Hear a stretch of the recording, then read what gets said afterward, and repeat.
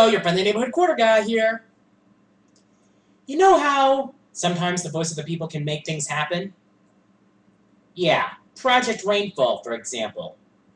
The whole drive to get Xenoblade Chronicles, the last story on Pandora's Tower localized. Also, the drive against the Stop Online Piracy Act, otherwise known as SOPA, that was stopped thanks to the people making their voices heard. Add something else to that list. Microsoft is dropping the 24-hour DRM and the blocking of used game option from the Xbox One. Some gamers may consider this a victory, but it's coming at a price. For example, their concept of taking your game library wherever you go, that's gone. Also, they're taking out the ability to share your games with family. So that's another loss. But the only time you'll absolutely need to connect to the internet is with the initial setup of the Xbox One, which is going to be involved in a day one update. Kind of like what happened with the Wii U. To be honest, I'm of two minds about this. First off, I'm glad that Microsoft is at least acknowledging that they made a mistake. Well, the biggest mistake is not admitting that you made one in the first place, and Microsoft has clearly admitted that they effed up. Which is a good thing, and they're trying to make things right. However, this was a mistake they never should have made in the first place, and it's destroyed gamers' trust to a great extent. I'm sure Microsoft is going to save some face, but I can't really say how much.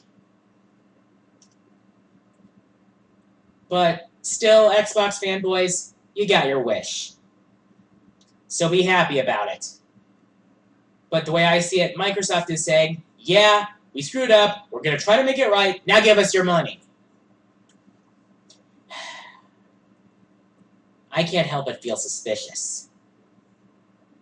Anyway, the Xenoblade Chronicles review is coming along nicely.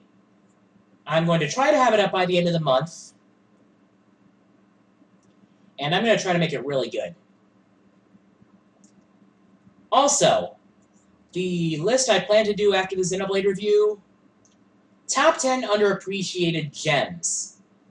Basically, it's a list of games that I feel deserve better attention or more attention in general.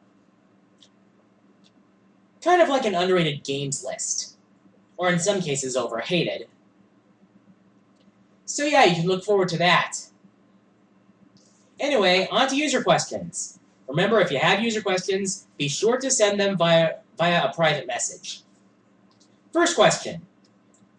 Brick Studios 01 asks, what is your biggest guilty gaming pleasure and why? I would have to say that is Shadow the Hedgehog. Why do I consider it a guilty pleasure?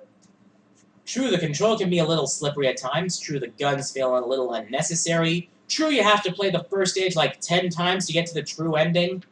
And true, the vehicle sections can be clunky. But damn if I didn't have fun with it. I mean, the voice acting is cheesy, but I just had fun with the game, even though it wasn't really that good on a technical level. It was just a lot of fun. So yeah, Shadow the Hedgehog is my guilty pleasure. Next question comes from Jonathan Kimmel. Have you ever played the Sly Cooper games? No, I have not.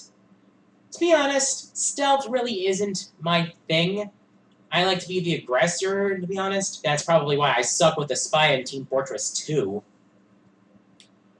But I will admit, they do appeal to me somewhat, and I would like to try them at some point. But for now, I have not played them and therefore don't have an opinion of them. Next question comes from V. Brandon Brownson.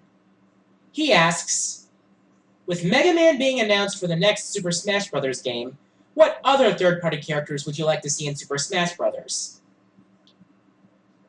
The first I'd have to say would be Simon Belmont from the Castlevania series. I mean, the original Castlevania trilogy was some of the best games on the NES.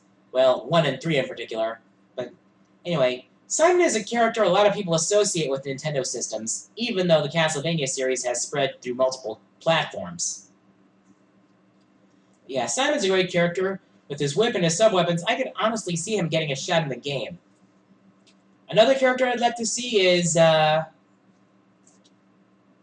Lloyd Irving from Tales of Symphonia.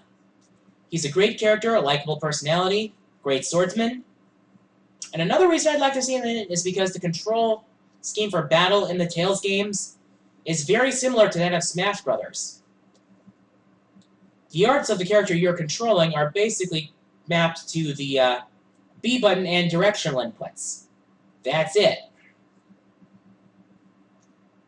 And sword combos can basically be basic attacks, so we got that. Also, I'd like to see Bomberman, because Bomberman's cool, and we all love Bomberman now, don't we? Also, Travis Touchdown. He's a fun character to play as in No More Heroes. He doesn't let anything get in his way. But the thing is, his inclusion might jack up the game's age rating. I mean, what if the game gets delayed? You wouldn't want it to become Super Smash Bros. Forever, would you? So yeah, those 4 third-party characters I'd like to see in there. Final question comes from Lay Dom, who asks, if you were to spend a day hanging with any BlazBlue character, who would it be?